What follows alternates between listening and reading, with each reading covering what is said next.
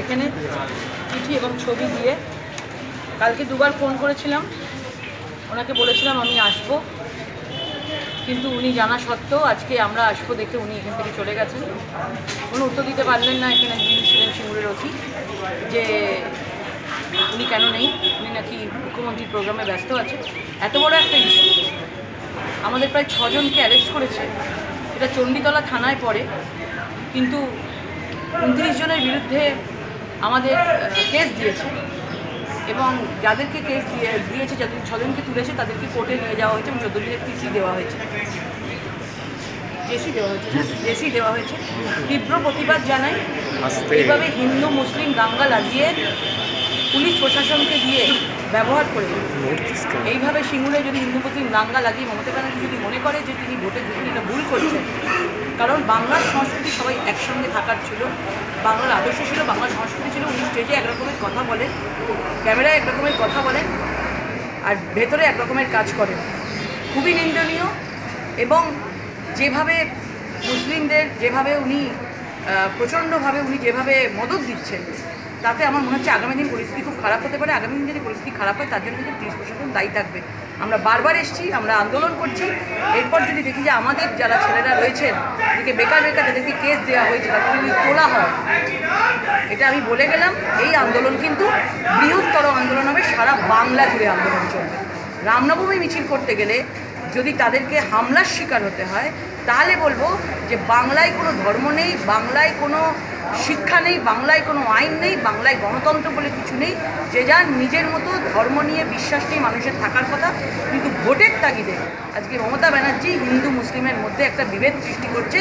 এর পরিণাম কিন্তু কোনোদিন ভালো হতে পারে না। আচ্ছা দিদি, ভোটের আগে কি মনে হয় দলীয় কর্মীদের উপর একটা হামলা যাওয়ার আশঙ্কা? কারণ রামের ভক্তরা, আজকে চন্দননগরে গেছি আমি, আজকে চুচুড়াতে গেছি, আজকে চন্দননগরে আমার নামে, সুবীরদার নামে, এছাড়া 12,000 লোকের নামে কেস দিয়েছে। কেস কি? মার্ডার করতে গেছি, দাঙ্গা লাগাতে গেছি, বাড়ি পোড়াতে গেছি। আমি তো অত কেসের ধারা বুঝি না, কিন্তু এক একজনকে 15 কোটি টাকা করে কেস দিয়েছে আমাদেরকে, এবং 12,000 আননোন পিপল। এবং চুচুড়াতে আমি সুবীরদা ছাড়া 3,000 আননোন পিপল। কি আছে নাকি আমরা রামের ভক্ত, তারা তীরধনুক নিচে, কেউ সামনে এসে তীরধনুক দিয়েছে, আমরা তীরধনুক হাতে নিয়েছি, কেউ গদা দিয়েছে, গদা হাতে নিয়েছে, এর জন্য। আর যারা এই ক্ষেত্রে এই কাজটা করলো, তারা কোথায় গেল? যে আসল অস্ত্র দিয়ে যারা এই মানুষদেরকে, বাংলার মানুষের মাথা ফাটিয়ে দিল, কোপ মারলো, তাদেরকে কেন এখনো ধরা হচ্ছে না?